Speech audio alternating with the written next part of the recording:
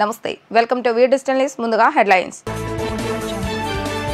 Undavalli CM నివాసానికి Narasaraopet Sai Sadhana chit fund బాధితులు. Chit fund బాధితులను ఆదుకుంటామని హామీ.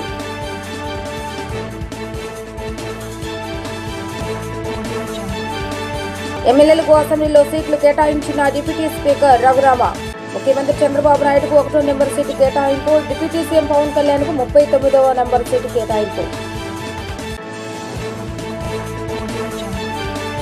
పాఠశాల విద్యలో విప్లవాత్మక సంస్కరణలు తీసుకొస్తున్నామన్న మంత్రి నారా లోకేష్. దేశంలో ఏపీ నెంబర్ 1 కావాలని ఎమ్మెల్యేలకు దిశానిర్దేశం.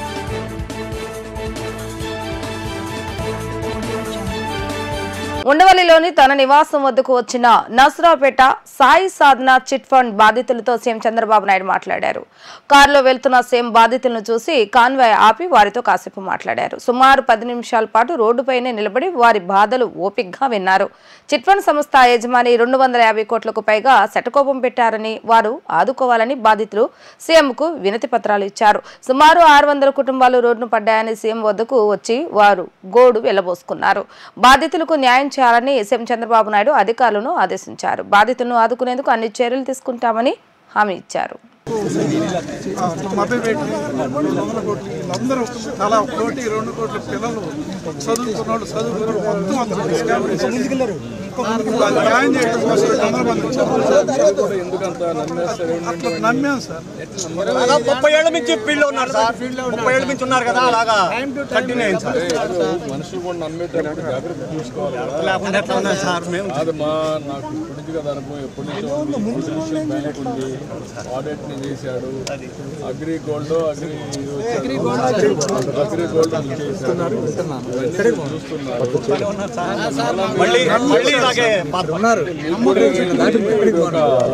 ఒక రోజు కష్టం వస్తున్నా ఒకడు మోసం చేశాడని తెలిసినా మళ్ళా టెంప్టేషన్, ఆ టెంప్టేషన్ తో తప్పులు చేస్తాను జీవితాలు. అతను ఎలాంటి నష్టాలు లేవు సార్. వాడుకుంటుంది వాడికి ఏమైంది, మోసం చేసాడు.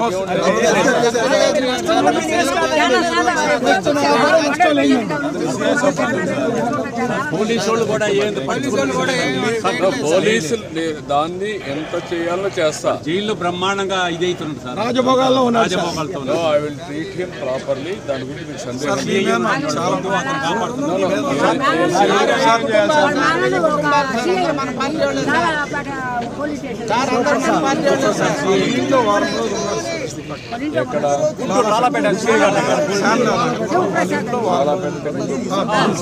ఒక వారం ఉన్నాడు.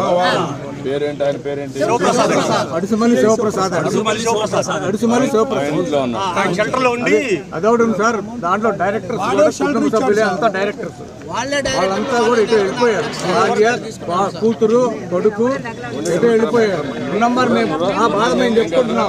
మీరు పక్కకు వచ్చేసేయండి. వాళ్ళంతా కూడా ఎక్కడున్నారో తెలియదు. వాళ్ళందరిని తీసుకొచ్చి అరెస్ట్ చేస్తే అప్పుడు అన్ని బయటకు వస్తాయి. నేను రిటైర్డ్ ఎంప్లాయీ. నాకు వచ్చిన బెనిఫిట్స్ అన్ని కూడా అప్పటికే ఇచ్చారు. 20 ముందు నుంచి ఒక 50 కోట్ల రూపాయలు వసూలు చేశాడండి. కావాలని దాటేయడం. డబ్బులు ఎక్కడికి పోలేదు, మొత్తం ఉన్నాయి. దేశంలో ఏంటంటే కొంతమంది మోసాలు చేయడం అలవాటు అయిపోయింది. అబద్ధాలు చెప్పడం, మోసాలు చేయడం అలవాటు అయిపోయిందండి. ఆర్థిక నేరాలు, రాజకీయ నేరాలు అన్ని ఉన్నాయి.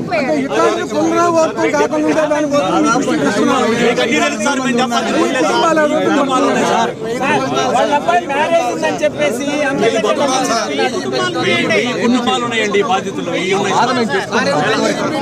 చెప్పమ్మా. ఇక్కడికి 200 మంది వచ్చారు.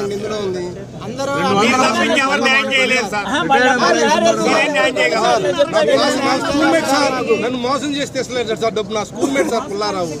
నేను 5 ఏళ్ళ నుంచి స్నేహం చేస్తున్నాను అయితే. మరి ఎట్లా నమ్మే అంటే సార్ చీటీ పాటేసిన డబ్బు కనిపించాడు. అది కాదు అంటే అతని నేచర్ ఎందుకు మారిపోయాడు? ఎందుకు మారంటే కూతురు అల్లుడు కొడుకు వచ్చేసరికి దుర్బుద్ధి మనసులో దుర్బుద్ధి పెట్టుకున్నాడు. మోసం చేయాలనుకున్నారు సార్. 50 కోట్లు పెట్టి ఇల్లు కట్టారు సార్ వాడు.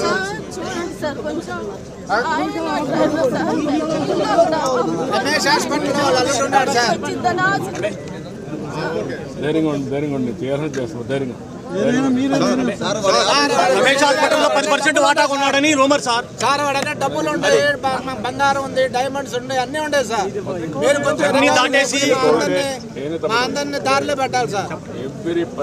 ఎక్కడున్నా సెర్చ్ చేసి పట్టుకోవాలి సార్. మీ పిల్లల కోసం అని అసెంబ్లీలో బడ్జెట్ సమావేశాలు కొనసాగుతున్నాయి. శాసనసభలో ఎమ్మెల్యేలకు సీటు కేటాయించారు. ఈ మేరకు డిప్యూటీ స్పీకర్ రఘురామకృష్ణరాజు సభలో సీట్లు కేటాయింపులపై ప్రకటన చేశారు. ట్రెజరీ బెంచ్గా ముందు వరుసలో ముఖ్యమంత్రి, డిప్యూటీ సీఎం మంత్రులకు సీట్లు కేటాయించారు. అనంతరం చీఫ్ విప్లకు సీట్లను కేటాయిస్తూ నిర్ణయం తీసుకున్నారు. సీనియారిటీ ప్రాతిపదికన ఎమ్మెల్యేలకు సీట్ల కేటాయింపు చేశారు. ముఖ్యమంత్రి చంద్రబాబు నాయుడుకు 1వ నెంబర్ సీటు కేటాయించగా డిప్యూటీ సీఎం పవన్ కళ్యాణ్కు 39వ నెంబర్ సీటు కేటాయించారు. మాజీ ముఖ్యమంత్రిగా, వైఎస్ఆర్సీపీ శాసనసభ పక్ష నేతగా జగన్కు ప్రతిపక్ష బెంచీలో ముందు వరుస సీటు కేటాయించారు. అదేవిధంగా మంత్రులకు మొదటి వరుసలో సీట్లు కేటాయించారు. దీనిపై 0 అవర్ ముగిసిన తర్వాత శాసనసభలో ఉపసభాపతి రఘురామకృష్ణరాజు ప్రకటన చేశారు. సీనియర్ సభ్యులకు సీట్ల కేటాయింపుపై అసెంబ్లీ లాబీలో నేతల మధ్య ఆసక్తికరమైన చర్చ జరిగింది. గంటా శ్రీనివాసరావుతో పాటు సీనియర్ సభ్యులు మొదటి వరుసలో కూర్చోవాల్సి ఉన్నందున అసెంబ్లీకి హాజరు కాకుండా తప్పించుకోలేరని పయ్యావుల కేశవ్ సరదాగా వ్యాఖ్యానించారు. వైఎస్ఆర్సీపీ అధినేత జగన్ కు సీటు ఎక్కడ వచ్చిందనే అంశంపైన సభ్యుల మధ్య చర్చ జరిగింది. నిబంధనల ప్రకారం చివరి బ్లాక్ మొదటి వరుసలోనే వచ్చిందని నేతలు తెలిపారు. పాఠశాల విద్యలో విప్లవాత్మక సంస్కరణలు తెస్తున్నట్లుగా మంత్రి నారా లోకేష్ తెలిపారు. ఈ నెలలోనే మెగా డిఎస్సి నోటిఫికేషన్ ఇవ్వనున్నట్లుగా చెప్పారు. ప్రభుత్వ విద్యా వ్యవస్థను సమూలంగా ప్రక్షాళన చేసి దేశంలోని ఏపీ విద్యా వ్యవస్థను నెంబర్ 1 చేయాలన్న సీఎం చంద్రబాబు నాయుడు లక్ష్యానికి అనుగుణంగా సంస్కరణలకు శ్రీకారం చుట్టామని అన్నారు. ఏపీ మోడల్ ఎడ్యుకేషన్ జీవో 117 కు ప్రత్యామ్నాయం పాఠశాలలో మౌలిక సదుపాయాలపై కూటమి ఎమ్మెల్యేలు, ఎమ్మెల్సీలతో ఉండవల్లిలోని తన నివాసంలో వర్క్షాప్ నిర్వహించారు. విద్యారంగంలో ఎలాంటి మార్పులు చేపడితే బాగుంటుందనే దానిపై వారి నుంచి అభిప్రాయాలు స్వీకరించారు. ఈ సందర్భంగా మంత్రి లోకేష్ మాట్లాడుతూ ప్రభుత్వ విద్యా వ్యవస్థను సమూలంగా ప్రక్షాళన చేసి దేశంలోనే ఏపీ విద్యా వ్యవస్థను నెంబర్ 1 చేయాలన్న సీఎం చంద్రబాబు నాయుడు లక్ష్యానికి అనుగుణంగా సంస్కరణలకు శ్రీకారం చుట్టామన్నారు.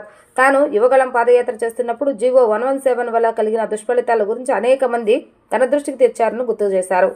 జీవో 117 పేరుతో వైసీపీ ప్రభుత్వం చేసిన నిర్వాకం వల్ల గత 5 ఏళ్ల ప్రభుత్వ పాఠశాలలో 12 లక్షల మంది విద్యార్థులు తగ్గిపోయారని, వారంతా ప్రైవేటు పాఠశాలలో చేరారని చెప్పారు. నేషనల్ అచీవ్మెంట్ సర్వే నివేదిక ప్రకారం జాతీయ సగటుతో పోలిస్తే ఏపీ పాఠశాల విద్యలో ఎక్కువ అభ్యాసన అనంతరం ఏర్పడిందన్నారు.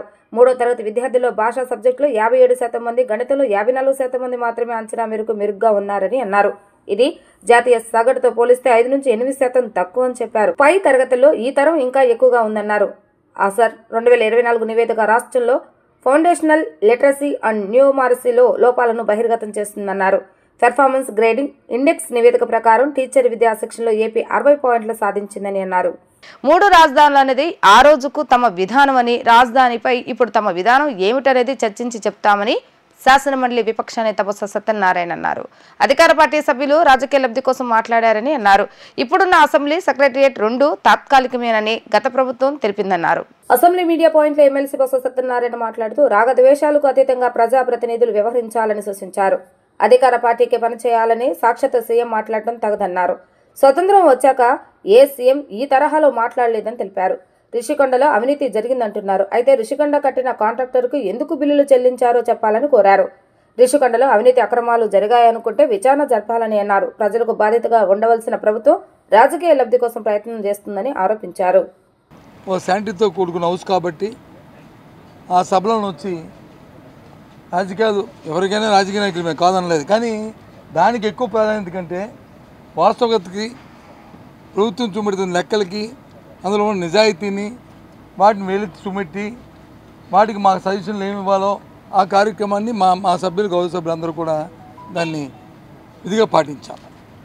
దురదృష్టవశాత్తు ఇవాళ అధికార పార్టీకి సంబంధించిన సభ్యులు మాట్లాడినప్పుడు వాటికి సంబంధం లేకుండా, వాటికి ఎవరికి సంబంధం లేకుండా రాజకీయ కోణంలో రాజకీయ లబ్ధి కోసం వారు మాట్లాడిన సందర్భాన్ని కూడా చూశారు. ఎప్పుడో మేము అన్ని మాటల్ని, ఆ రోజు జరిగిన వాస్తవాల్ని అవి మాట్లాడారు. ఎస్, మేము దానికి కట్టుబడి ఉన్నామని కూడా చెప్పాం. అందులో భాగంగాన ఇప్పుడు సాక్షాత్తు ఉన్న మన ఈ శాసనసభని, ఈ సెక్రటరీ గురించి డిస్కషన్ వచ్చినప్పుడు గౌరవ మంత్రి ఆశ్చర్యంగా ఉంది. ఇది తాత్కాలికమని చెప్తే కాదు, ఎవరు చెప్పారు తాత్కాలికమని బుకాయించడానికి ప్రయత్నం చేస్తారు. తాత్కాలికం కాదంట, కానీ నిన్నగాక మొన్న వచ్చి వాటికి మళ్ళీ టెండర్లు పెట్టడం అనేది అది ఎంతవరకు వాస్తవం ఆలోచించేయండి. సభా సాక్షిగా ఇవి తాత్కాలికం కాదని చెప్పిన మాటని ఒకసారి మీకు మళ్ళీ అందుకే ఇక్కడికి వచ్చాను, లేకపోతే అక్కడ డిస్కషన్ జరిగింది కదా వెళ్ళిపోదామని అనుకున్నాం. కానీ మీ అందరూ మళ్ళీ ఒకసారి దాన్ని వారికి క్లారిటీ లేదు, శాంటిటీ లేదు, ఏదో ఒకటి మాట్లాడి బుల్డోజ్ చేసుకుని వెళ్ళిపోవాలి అనే ఆలోచన తప్ప మనము జవాబుదారీతనం ఈ రాష్ట్ర ప్రజానికి మన ఆన్సరబుల్ వాళ్ళకి వాస్తవాలను చెప్పవలసిన బాధ్యత మనకు ఉన్నది అని చెప్పాలి. ఇక రెండో విషయానికి వస్తే సాక్షాత్తు ఈ రాష్ట్ర ముఖ్యమంత్రి, ఈ రోజున ముఖ్యమంత్రి గారు నారా చంద్రబాబు నాయుడు గారు వాళ్ళ పార్టీ తాలూకా ఫోరంలో ఏం మాట్లాడారో నిన్న మొన్న టీవీల్లోనూ పత్రికల్లో అన్నింటిలో వచ్చాయి. మరి సభలో మాట్లాడిన మంత్రులు వచ్చి నో అది కాదు, అది వాస్తవం అడిగాం. రాజ్యాంగబద్ధమైన వ్యక్తులు రాజ్యాంగబద్ధానికి రాగద్వేషాలకు అతీతంగా ప్రజాస్వామ్యబద్ధంగా ఆ భగవంతుడి మీద ప్రమాణం చేసి ప్రమాణ స్వీకారం చేస్తాం. మనం సాక్షాత్తు ముఖ్యమంత్రి వ్యక్తే కాదు, ఒక అధికార పార్టీకే తెలుగుదేశం పార్టీకే పనిచేయాలి అని ఆయన నోటి మాట చెప్పిన దాన్ని ఏంటిది అడిగితే అది కాదు, ఆయన మాటలు కాదు, ఒక్కిరికించారు, టీవీలో వచ్చినవన్నీ కూడా సోషల్ మీడియా వచ్చినవి కూడా అసత్యాలు అని చెప్పారు. అయితే దాన్ని రికార్డెడ్గా చెప్పండి, లేదు మీ పార్టీ తరఫున వివరణ ఇవ్వండి,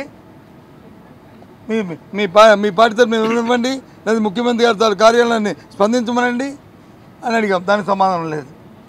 రాష్ట్ర ప్రజల్లో డిజిటల్ అక్షరాస్యతను పెంపొందించాలని ముఖ్యమంత్రి చంద్రబాబు నాయుడు అధికారులను ఆదేశించారు. వాట్సాప్ గవర్నెన్స్ పై ప్రజలు ఇంకా కొంత అవగాహన తక్కువగా ఉందన్న సీఎం గ్రామ సచివాలయ సిబ్బంది ద్వారా అవగాహన పెంచేలా కలెక్టర్లు బాధ్యత తీసుకోవాలని నిర్దేశించారు. సచివాలయంలో ఆర్టీజీఎస్ పీపుల్స్ పర్సెప్షన్ పై సీఎం చంద్రబాబు నాయుడు సమీక్షించారు. వాట్సాప్ గవర్నెన్స్ ద్వారా ఫిర్యాదులు, అర్జీలు కూడా పెట్టుకునే సదుపాయం గురించి ప్రజలకు వివరించాలని అన్నారు. నిరక్షరాస్యులు వాట్సాప్ ద్వారా వాయిస్ మెసేజ్ పెట్టే సదుపాయాన్ని త్వరలో తెస్తామని తెలిపారు. పౌరుల్లో డిజిటల్ అక్షరాస్యత పెరిగితే వాట్సాప్ గవర్నెన్స్ వినియోగం కూడా పెరుగుతుందన్నారు. వాట్సాప్ ద్వారా ప్రస్తుతం 200 రకాల సేవలు అందజేస్తున్నామని, నెలాఖరులోగా మరో 150 సేవలు అందుబాటులోకి తెస్తామని ఆర్టీజీఎస్ కార్యదర్శి భాస్కర్ కాటంనేని ముఖ్యమంత్రికి వివరించారు. రాబోయే రోజుల్లో ఆర్టిఫిషియల్ ఇంటెలిజెన్స్ ను ఉపయోగించుకొని ఓన్ స్టేట్ ఓన్ యాప్ విధానంలో సేవల్ని ఒకే ప్లాట్ఫామ్లో లభించేలా ఏర్పాట్లు చేస్తున్నామని చెప్పారు. అన్నా క్యాంటీన్లపై భోజనంపై ప్రజలు అసంతృప్తి వ్యక్తం అవుతుందని అధికారులు ప్రజెంటేషన్ ఇచ్చారు. ప్రజలు అసంతృప్తి వ్యక్తం చేసిన చోట సమస్య ఏంటో తెలుసుకొని పరిష్కరించాలని సీఎం వారికి సూచించారు. ప్రజా సమస్యల పరిష్కారంలో నగరపాలక సంస్థ పాలకపక్షం ఘోరంగా వైఫల్యం చెందిందని సిపిఐ నగర కార్యదర్శి జి కోటేశ్వరరావు విమర్శించారు. నగరంలో కలుషిత నీరు, డ్రైనేజ్ సమస్యలు, దోమల బాధ విపరీతంగా ఉన్నా పాలకులు పట్టించుకోవటం లేదని ఆయన విమర్శించారు. రాష్ట్రంలో అధికారంలో లేకపోవడం వల్ల నిధులు రావటం లేదని పాలక వైసీపీ పక్షం చెప్తున్న కుంటి సాకులు వారి చేతగాని తనానికి నిదర్శనమని ఆయన వ్యాఖ్యానించారు. వామపక్షాల హయాంలో కాంగ్రెస్, తెలుగుదేశం రాష్ట్రంలో అధికారంలో ఉన్నప్పటికీ నగరానికి రావాల్సిన నిధులను రాబట్టి సమగ్ర అభివృద్ధి చేస్తామని కోటేశ్వరరావు గుర్తు చేశారు. ఎమ్మెల్యేలు, ఎంపీ నగర సమస్యలపై దృష్టి పెట్టి పరిష్కరించాలని, లేని పక్షంలో సిపిఐ తరపున పోరాటం చేస్తామని కోటేశ్వరరావు హెచ్చరించారు. సంస్థ పాలన అస్తవ్యస్తంగా ఉంది. పాలకపక్షం ఎవరో ప్రతిపక్షం ఎవరో తెలియనటువంటి పరిస్థితి, దుస్థితిలో నగరపాలక సంస్థ పాలకపక్షం ఉంది. ప్రజలు 64 డివిజన్స్లో 49 డివిజన్స్ వైఎస్ఆర్ కాంగ్రెస్ పార్టీని గెలిపించారు. పాలకపక్షంగా వైఎస్ఆర్ కాంగ్రెస్ పార్టీ ఉంది నేటికి కూడా. మేయర్ గారు, అలాగే కార్పొరేటర్సు, స్టాండింగ్ కమిటీ ప్రజల యొక్క పాలన అందించడంలో ఘోరంగా వైఫల్యం చెందింది. ఈ రోజున వారు చెప్పేది అధికార పక్షం రాష్ట్రంలో ఉన్నది కాబట్టి, మేము ప్రతిపక్షంలో ఉన్నాం కాబట్టి మేము అభివృద్ధిని చేయలేకపోతున్నాం అనేటటువంటి కుంటి సాకులు చెప్పేటటువంటిది సరైనటువంటిది కాదు. విజయవాడ కార్పొరేషన్గా అవతరించిన తర్వాత 81, 86 మధ్య కాలంలో 95, 2000 కాలంలో ప్రత్యక్ష ఎన్నికలు, పరోక్ష ఎన్నికల్లో కమ్యూనిస్టులు గెలిచాం. ఆ రోజున 81, 83 వరకు కాంగ్రెస్ పార్టీ పాలన ఉంది రాష్ట్రంలో. అలాగే తర్వాత తెలుగుదేశం 95, 2000 కాలంలో కూడా తెలుగుదేశం రాష్ట్రంలో పాలనలో ఉన్నది. కానీ నగరపాలక సంస్థకి రావాల్సినటువంటి నిధులు రాబట్టడంలో రాష్ట్ర ప్రభుత్వాల పైన ఒత్తిడి చేసి నిధులు రాబట్టి నగర సమగ్రాభివృద్ధిని చేయగలిగాము కమ్యూనిస్టులుగా. కానీ ఈ రోజున అధికార పక్షంగా ఉన్నటువంటి వారు కుంటి సాకులు చెప్పి తప్పించుకునేటటువంటిది వారి చేతకానితనాన్ని ఈ రోజున బట్టబయలవుతా ఉన్నది. కాబట్టి ఇవాళ దీని పరిస్థితి వల్ల ఇవాళ మార్చి 31వ తారీఖు వస్తూ ఉన్నది. 31వ తారీఖు వస్తుంటే మొత్తం అధికార రెవెన్యూ కార్పొరేషన్లో ఉన్నటువంటి బిల్ కలెక్టర్ దగ్గర నుంచి ఆర్ఐలు, ఏసీలు, డిప్యూటీ కమిషనర్ల వారు అందరూ కూడా ఇంటి పన్నులు కట్టండి, నీటి ఛార్జీలు చెల్లించండి అని చెప్పి ఇళ్ల మీదకు వచ్చి ఒత్తిడి చేస్తూ ఉన్నారు. మేము అడుగుతున్నాం, ఎవరు ట్యాక్సెస్ అట్ వర్క్ అని నగరపాలక సంస్థ లోగోలో ఉన్నది. మేము పన్నులు కడతా ఉన్నాం ప్రజలు, కానీ పాలన ఎక్కడ ఉన్నది అనేటటువంటిది. సరైనటువంటి మంచినీరు వల్ల వస్తున్నటువంటి పరిస్థితి ఉన్నదా? అనేక ప్రాంతాల్లో సత్యనారాయణపురం, దుర్గాపురం లాంటి ప్రాంతాల్లో అనేక ప్రాంతాల్లో కలుషితమైనటువంటి నీరులో కలుషితం రావడంతో రంగు మారిపోయి మరి ప్రజలు తాగటానికి భయపడేటటువంటి పరిస్థితిలో నీరు నగరపాలక సంస్థ అందిస్తున్నటువంటి పరిస్థితి. అలాగే దోమలంటే చెప్పనక్కర్లా. మలేరియా విశృంఖలంగా ఈ రోజున జ్వరాలు పెరిగిపోతా ఉన్నాయి. వచ్చేటటువంటి ఎండాకాలం, ఈ ఎండాకాలంలోనే ఈ రకమైనటువంటి దోమలు ప్రజలపైన దాడి చేస్తూ ఉంటే మీరు మరి మురుగునీటిని పారుదల సక్రమంగా చేయకపోవటం వలన జరుగుతున్నటువంటి ప్రమాదాన్ని పైన ఎవరు చర్యలు చేపట్టాలనేటటువంటిది మేము అడుగుతూ ఉన్నాం. అందువలన నగరపాలక సంస్థలోని మలేరియా సెక్షన్ వారికి ఇవ్వాల్సినటువంటి పైరత్రాన్ని కానీ ఎంఎల్ ఆయిల్ లాంటి దోమల నివారణ కోసం ఇచ్చేటటువంటి ఆయిల్ని కూడా సప్లై చేయలేనటువంటి దుస్థితిలో నగరపాలక సంస్థ ఉన్నది అనేటటువంటిది స్పష్టం. రాష్ట్ర బడ్జెట్ మహిళలను పూర్తిగా వంచిందని ఆంధ్రప్రదేశ్ మహిళా సమైక్య ప్రధాన కార్యదర్శి పంచదార్ల దుర్గమ్మ, అధ్యక్షురాలు ఓర్సు భారతి విమర్శించారు.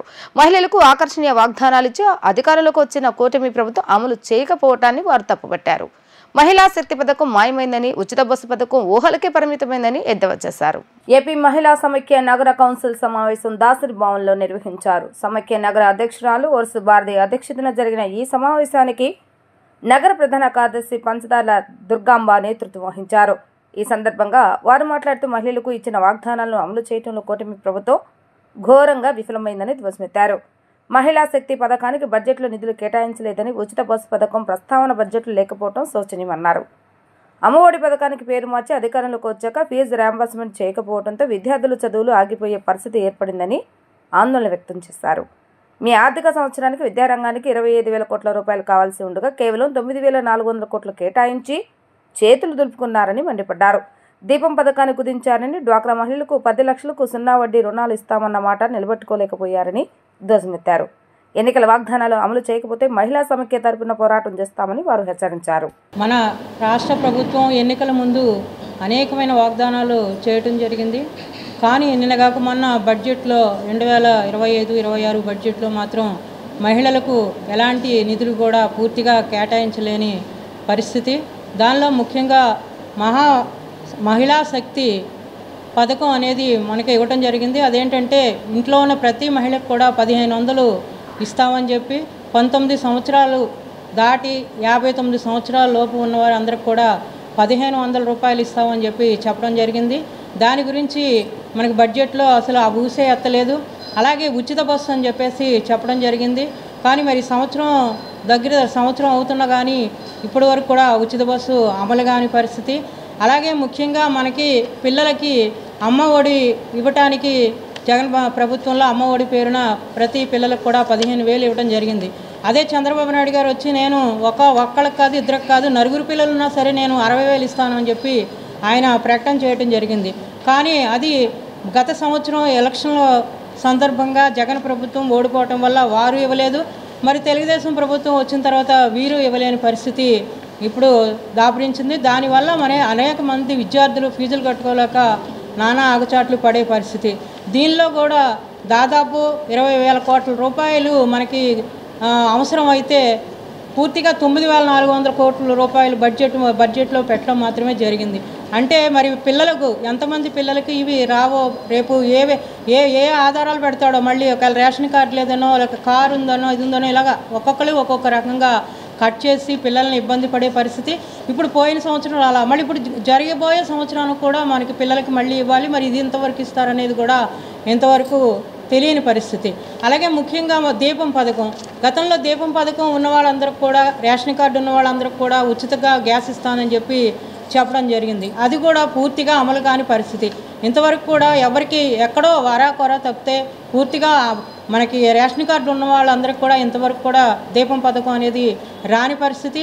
ఆర్థిక భారం లేని హోంగార్డుల బదిలీల పట్ల కూడా ప్రభుత్వం ఉదాసీనంగా వ్యవహరిస్తుందని సిపిఐ రాష్ట్ర కార్యవర్గ సభ్యుడు జి ఈశ్వరయ్య, ఏఐవైఎఫ్ రాష్ట్ర కార్యదర్శి పి రాజేంద్ర విమర్శించారు. తాను విజనరీ లీడర్ అని పదే ప్రకటించుకునే చంద్రబాబు నాయుడు హోంగార్డులలో బదిలీలపై ఎందుకు కాలయాపన చేస్తున్నారని ప్రశ్నించారు. అధికారంలోకి వస్తే వాలంటీర్లకు 10,000 రూపాయల జీతం ఇస్తామని, నిరుద్యోగులకు వృత్తి ఇస్తామని డిఎస్సీ వంటి హామీలు ఇచ్చి 8 నెలలు గడిచినా పట్టించుకోకపోవడం బాబు నిజ స్వరూపానికి నిదర్శనమని వారు వ్యాఖ్యానించారు. బడ్జెట్లో విద్య, యువజన, సాంస్కృతిక, క్రీడా రంగాలకు 30% నిధులు కేటాయించాలని డిమాండ్ చేశారు. ఆంధ్ర, తెలంగాణ సీఎంలతో పాటు డీజీపీలను కలిసి హోంగార్డుల బదిలీలపై విజ్ఞప్తి చేస్తామని చెప్పారు. 2 తెలుగు రాష్ట్రాల్లో పనిచేస్తున్నటువంటి హోంగార్డులకు సంబంధించి ఆంధ్ర, తెలంగాణ హోంగార్డులు మ్యూచువల్ ట్రాన్స్ఫర్లకు సంబంధించిన అంశం పైన గత 4 మాసాల నుంచి 2 రాష్ట్ర ప్రభుత్వాలకు పలు దఫాలుగా విజ్ఞప్తి చేశాం. ఇటు రాష్ట్ర ముఖ్యమంత్రి చంద్రబాబు నాయుడు గారికి, అటు రాష్ట్ర ముఖ్యమంత్రి రేవంత్ రెడ్డి గారికి, ఇటు డీజీపీ ద్వారకా తిరుమలరావు గారి దగ్గర నుంచి నిన్నటి గుప్తా వరకు, అదేవిధంగా అటు 2 డీజీపీలకు విజ్ఞప్తి చేయడం జరిగింది. ప్రత్యేకించి మన రాష్ట్రంలో హోమ్ మినిస్టర్ అనిత గారికి, అదేవిధంగా రాష్ట్ర ప్రభుత్వ ప్రధాన కార్యదర్శి విజయానంద్ గారికి అనేక విజ్ఞప్తులు చేయడం జరిగింది. కానీ ఇంతవరకు హోంగార్డులకు సంబంధించిన అంశంలో కనీసం ఒక్క చర్య కూడా తీసుకున్న పాపాన ఈ ప్రభుత్వం పోలేదు. రాష్ట్ర విభజన జరిగినటువంటి సందర్భంలో 2014 నుంచి అంటే ఇప్పటి వరకు దాదాపు 12 సంవత్సరాల కాలంగా హోంగార్డులు ఇక్కడ అక్కడ పనిచేసినట్టు వాళ్ళు మాకు స్థానికత దెబ్బతింటా ఉంది, మాకు ఉద్యోగ అవకాశాల్లో, ఉపాధి అవకాశాల్లో, మా పిల్లల చదువులో, వైద్యంలో మాకు నష్టం జరుగుతూ ఉంది. రాష్ట్ర విభజన జరిగింది కాబట్టి మమ్మల్ని అందరినీ కూడా తెలంగాణలో ఉన్నట్టు వాళ్ళు ఆంధ్రాకు, ఆంధ్రాలో ఉన్నట్టు వాళ్ళు తెలంగాణకు తీసుకెళ్ళమని చెప్పి పదే విజ్ఞప్తి చేస్తూ ఉన్నారు. అయినా ప్రభుత్వం ఏమాత్రం కూడా చెల్లించలేదు. నాటి ముఖ్యమంత్రి చంద్రబాబు నాయుడు గారు, మధ్యలో వచ్చినటువంటి జగన్మోహన్ రెడ్డి గారు, నేటి ముఖ్యమంత్రి చంద్రబాబు నాయుడు గారు ఇంతవరకు దీనిపైన కనీసం చర్యలు తీసుకోకపోవడం ఇది హోంగార్డులను 2 రాష్ట్రాల్లో పనిచేసినట్టు వాళ్ళను చాలా తీవ్రమైన ఆవేదనకు గురి చేస్తూ ఉంది. ఇప్పుడు ఒకవైపున ఈ డిమాండ్ వస్తూ ఉంటే తగదనమ్మా అని చెప్పేసి 18 మందికి మ్యూచువల్ ట్రాన్స్ఫర్ ఇచ్చేసి ఈ ప్రభుత్వం నిన్నలే మొన్న ఒక జీవో జారీ చేసింది. పని చేస్తున్నట్టు వాళ్ళందరినీ ఇక్కడ వాళ్ళకు అక్కడ ఉన్నట్టు వాళ్ళని ఇక్కడికి తీసుకురమ్మని చెప్పేసి వాళ్ళు విజ్ఞప్తులు చేస్తూ ఉంటే ఏమాత్రం కూడా పట్టించుకోవడం లేదు. మేము రాష్ట్ర ముఖ్యమంత్రి చంద్రబాబు నాయుడు గారికి చెప్తా ఉన్నాం, విజ్ఞప్తి చేస్తూ ఉన్నాం. ఒక విజనరీగా ఉన్నటువంటి మీరుగా విజనరీ అని ప్రకటించుకున్నటువంటి ఒక ముఖ్యమంత్రి గారు మరి మీ విజన్ ఏమైపోయింది? 2014లో మీరే కదా ముఖ్యమంత్రి గారు, అప్పటి నుంచి ఇప్పటి వరకు మీరు ఎందుకు చర్యలు తీసుకోలేదు? ఆంధ్రప్రదేశ్ రాష్ట్రానికి సంబంధించినటువంటి హోంగార్డులందరినీ కూడా తెలంగాణ నుండి ఆంధ్రాకి బదిలీ చేయాలని ఈరోజు ఏఐవైఎఫ్ ఆధ్వర్యంలో రాష్ట్ర వ్యాప్తంగా అన్ని జిల్లా కలెక్టరేట్లలో రిప్రజెంటేషన్స్ ఇవ్వడం జరుగుతుంది. అదేవిధంగా ఇప్పటికైనా రాష్ట్ర ప్రభుత్వం తక్షణమే స్పందించి 2 ప్రభుత్వాలు చర్చించి రాష్ట్రంలో ఉన్నటువంటి హోంగార్డుని రాష్ట్రానికి తీసుకురావాలని రేపు హోమ్ మినిస్టర్ గారిని కూడా కలిసి ఏఐవైఎఫ్గా మేము వినతిపత్రం అందజేసి ఈ రాష్ట్రంలో ఉన్నటువంటి హోంగార్డుల పక్షాన్ని కూడా మీ ఏఐవైఎఫ్గా మాట్లాడడము, పోరాటం చేయడం జరుగుతుంది. అదేవిధంగా నిన్న ప్రవేశపెట్టినటువంటి బడ్జెట్లో యువజన రంగానికి, సాంస్కృతిక రంగానికి, క్రీడా రంగానికి 3 శాఖలకి కలిపి 493 కోట్ల రూపాయలు కేటాయిస్తున్నామని చెప్పేసి రాష్ట్ర ప్రభుత్వం చెప్పింది. బడ్జెట్ ముందు రోజే పిటి ఉషా గారు కలిస్తే ఈ రాష్ట్రంలో క్రీడలు పెట్టడానికి అనేక రకాల అవకాశాలు ఉన్నాయి, ఈ రాష్ట్రంలో క్రీడలు అంతర్జాతీయ స్థాయిలో క్రీడా రంగాన్ని అభివృద్ధి చేయడానికి మేము ముందున్నామని చెప్పేసి ముఖ్యమంత్రి గారు ప్రకటించారు. ఈ ప్రకటనలో కేవలం ప్రకటనలకే పరిమితమవుతున్నాయి తప్ప ఏ రకమైనటువంటి నిరుద్యోగులకు కానీ, క్రీడా రంగానికి కానీ ఏ రకంగా ఉపయోగం లేదని చెప్పేసి మేము అఖిల భారత యువజన సమైక్య ఏఐవైఎఫ్గా మేము విమర్శిస్తా ఉన్నాం. ఆంధ్రప్రదేశ్ రాష్ట్రంలో జరిగిన జిల్లాల పునర్విభజన గత ముఖ్యమంత్రి జగన్ అనుభవ రాహిత్యంతో ప్రజలకు తీవ్ర ఇబ్బందులు కలిగించిందని ప్రభుత్వ విప్ గన్నవరం ఎమ్మెల్యే యార్లగడ్డ వెంకట్రావు విమర్శించారు. గన్నవరం ఎయిర్పోర్ట్ విజయవాడకు 16 కిలోమీటర్ల దూరంలో ఉంటే మచిలీపట్నం ఎస్పీ కార్యాలయం 60 కిలోమీటర్ల దూరంలో ఉండటం ప్రజలకు ఇబ్బంది అని పేర్కొన్నారు. కొత్త జిల్లాలో అన్ని శాఖలకు అవసరమైన ముఖ్య కార్యాలయాలు ఇంకా ఏర్పాటు కాలేదని తెలిపారు. 4వ రోజు అసెంబ్లీ సమావేశంలో ఎమ్మెల్యే యార్లగడ్డ వెంకట్రావు మాట్లాడారు. పునర్విభజనలో 4 నియోజకవర్గాలను 2 జిల్లాలకు చేర్చి ప్రజల అవసరాలను గణనలోకి తీసుకోకుండా నిర్ణయాలు తీసుకున్నారని మండిపడ్డారు. కృష్ణా జిల్లాలో విజయవాడ నుంచి గన్నవరం 9 కిలోమీటర్లు కాగా గన్నవరం నుంచి మచిలీపట్నం 64 కిలోమీటర్ల దూరం ఉందని, అలాగే పెనంలూరు నుంచి విజయవాడకి 9 కిలోమీటర్ల దూరంలో ఉంటే మచిలీపట్నం 60 కిలోమీటర్ల దూరంలో ఉందని, వీటి వలన ప్రజలకు ప్రభుత్వ కార్యాలయాలు, రెవెన్యూ డివిజన్ కేంద్రాలు మరింత దూరంగా మారాయని తెలిపారు. ప్రజలకు అత్యవసరమైన ప్రభుత్వ కార్యాలయాలు, పోలీస్ కమిషనరేట్, ఎస్పీ కార్యాలయాల దూరం పెరిగిన పరిస్థితిని ప్రభుత్వమే సరిచేయవలసిన అవసరం ఉందన్నారు. గన్నవరం ఎయిర్పోర్ట్ విజయవాడకు 16 కిలోమీటర్ల దూరంలో ఉంటే మచిలీపట్నం ఎస్పీ కార్యాలయం 60 కిలోమీటర్ల దూరంలో ఉండటం ప్రజలకు ఇబ్బంది అని పేర్కొన్నారు. కొత్త జిల్లాలో అన్ని శాఖలకు అవసరమైన ముఖ్య కార్యాలయాలు ఇంకా ఏర్పాటు కాలేదని తెలిపారు.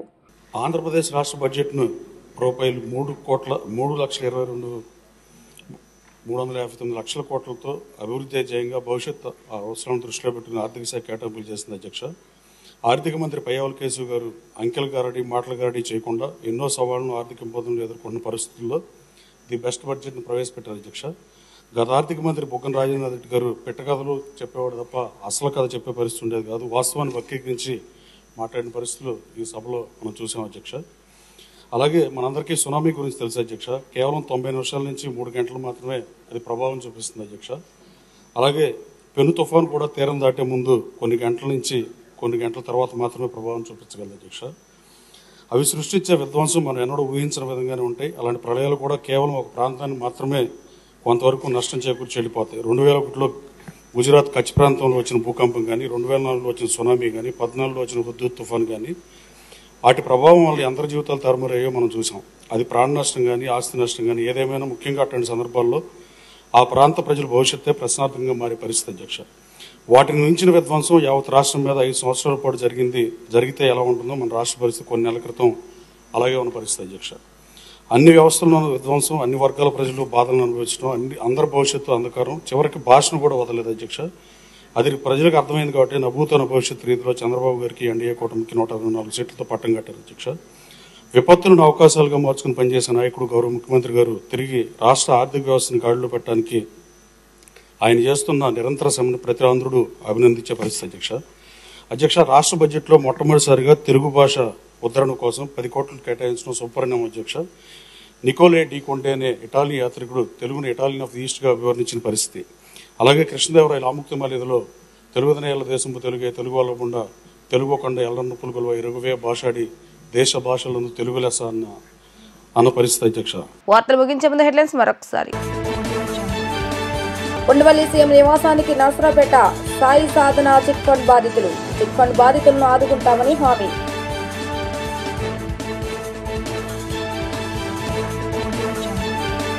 ఎమ్మెల్యేలకు అసెంబ్లీలో సీట్లు కేటాయించిన డిప్యూటీ స్పీకర్ రఘురామ. ముఖ్యమంత్రి చంద్రబాబు నాయుడుకు 1వ నెంబర్ సీటు కేటాయింపు, డిప్యూటీ సీఎం పవన్ కళ్యాణ్కు 39వ నెంబర్ సీటు కేటాయింపు. పాఠశాల విద్యలో విప్లవాత్మక సంస్కరణలు తీసుకొస్తున్నామన్న మంత్రి నారా లోకేష్. దేశంలో ఏపీ నెంబర్ 1 కావాలని ఎమ్మెల్యేలకు దిశానిర్దేశం.